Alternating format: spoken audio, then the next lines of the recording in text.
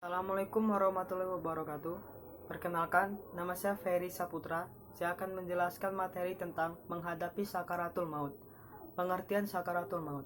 Sakaratul maut adalah penghentian kondisi pernapasan, denyut nadi, dan tekanan darah serta hilangnya menanggapi rangsangan eksternal.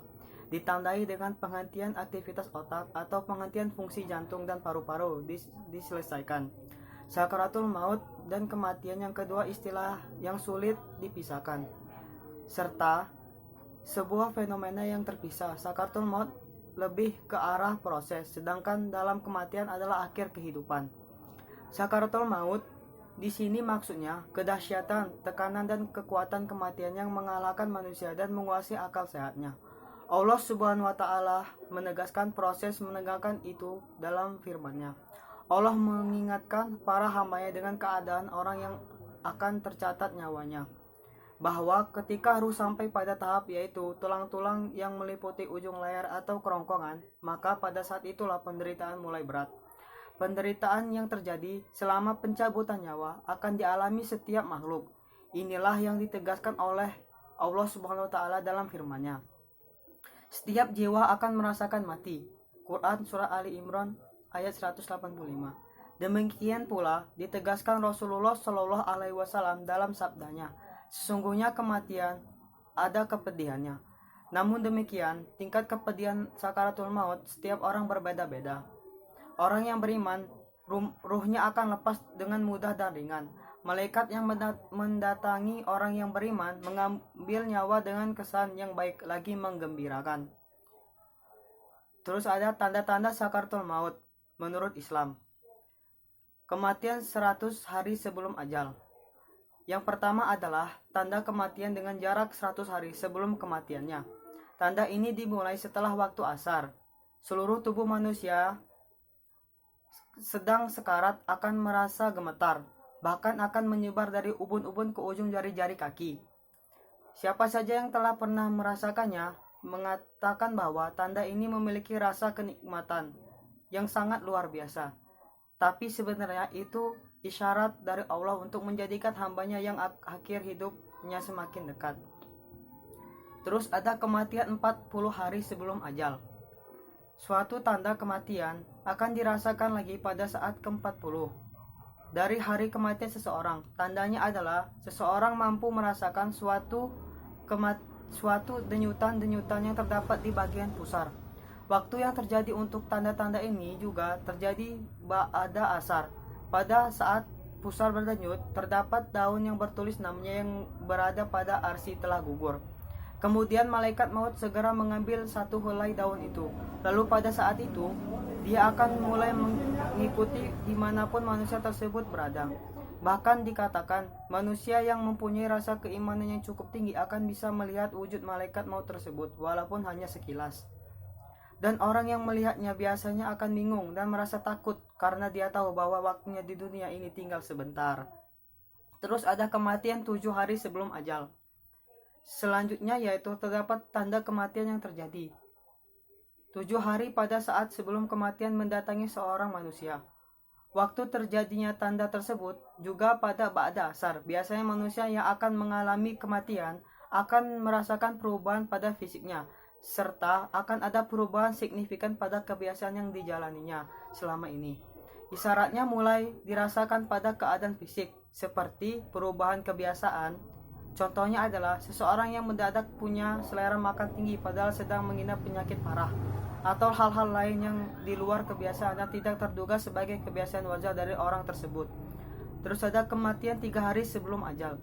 Tanda kematian akan dirasakan menjelang 3 hari sebelum kematian tiba. Pada waktu ini, seseorang yang memiliki kepekaan serta rasa iman yang cukup tinggi akan bisa merasakan tanda datangnya kematian secara nyata. Salah satu tanda yang dimaksud adalah berdenyut pada dahi, lebih tepatnya berada di tengah-tengah dahi kita. Selain itu, jika ada seseorang melihat kita, bola mata kita juga akan kehilangan warna aslinya alias memudar dari sebelumnya. Kedua kaki akan terasa lebih lemah, telinga tidak lagi tegak menawan, serta hidung akan terasa sesak atau terbenam. Terus ada kematian sehari sebelum ajal. Akan tiba setelah waktu asar, seseorang akan merasakan suatu denyutan di bagian belakang. yaitu di bagian ubun-ubun, yang menandakan dia tidak akan sempat menemui waktu asar pada hari berikutnya. Terus ada tanda akhirah. Seseorang akan merasakan satu kondisi sejuk di bagian pusar dan hanya akan turun ke pinggang, dan seterusnya akan naik kembali ke bagian tenggorokan. Pada waktu ini sebaiknya kita tetap mengucap kalimat syahadat dan berdiam diri menantikan kehadiran malaikat maut. Sebaiknya bila sudah terasa tanda yang akhir sekali, mengucap dalam diam dan jangan lagi berbincang-bincang. Terus ada C, proses terjadinya sakaratul maut. Husnul khotimah identik dengan mudahnya ruh untuk bertemu Allah Subhanahu wa taala. Husnul khotimah adalah akhir yang baik. Sebelum meninggal ia diberi taufik untuk menjauhi semua yang dapat menyebabkan kemurkaan Allah Subhanahu wa taala. Dia bertobat dari dosa dan maksiat serta semangat melakukan ketaatan dan perbuatan-perbuatan baik. Husnul khotimah memiliki beberapa tanda, di antaranya ada yang diketahui oleh hamba yang sedang sakaratul maut, dan ada pula yang diketahui oleh orang lain. Kronologis dan tahapan sakaratul maut dari seorang mukmin adalah sebagai berikut. Ia akan didatangi oleh seorang malaikat yang membawa sutra di dalam terdapat bau kasturi dan wewangian dari surga. Kemudian nyawanya akan ditarik sebagaimana rambut yang ditarik dari tepung. Kemudian dikatakan pada nyawa itu, "Hai jiwa yang tenang, keluarlah engkau dengan perasaan rela menuju ridho Allah Subhanahu wa taala." Akhirnya roh itu diletakkan di atas sutra tersebut lalu dibawa menuju surga liyin. Tapi sebelum roh ini sampai pada tujuan akhirnya akan masih melewati 7 lapis langit dahulu. Dalam tiap tingkatan langit, roh itu akan ditanya roh tersebut baik atau tidak, dan jika tidak baik maka roh itu oleh langit akan jika roh itu baik maka roh itu oleh langit akan diagung-agungkan dan selalu dimintakan keampunan pada Allah Subhanahu wa taala. Dari proses itu semua maka Allah Subhanahu wa taala memberikan perintah pada malaikat yang membawanya agar dicatat dalam Ahlul Yamin wa Ashabul Liyin dengan memperoleh derajat yang tinggi. Setelah dikuburkan maka ruh itu akan dikembalikan pada jasadnya. Bagi hamba yang saleh maka akan mendapat manfaat dari amal kebaikan yang telah kita perbuat selama di dunia. Hal ini juga diperkuat dalam hadis yaitu Rasulullah Shallallahu Alaihi Wasallam bersabda, "Sesungguhnya hamba yang saleh waktu menghadapi sakaratul maut sendi-sendinya akan memberikan salam satu sama lain dan berkata, keselamatan atas kamu meninggalkan dan aku meninggalkanmu sampai bertemu lagi di akhir kiamat." Hadis riwayat Muslim. 2. Saul khotimah identik dengan sulitnya ruh untuk bertemu Allah Subhanahu wa taala. Saul khotimah atau akhir yang buruk adalah meninggal dalam keadaan berpaling dari Allah Subhanahu wa taala, berada di atas murkanya, serta meninggalkan kewajiban dari Allah Subhanahu wa taala.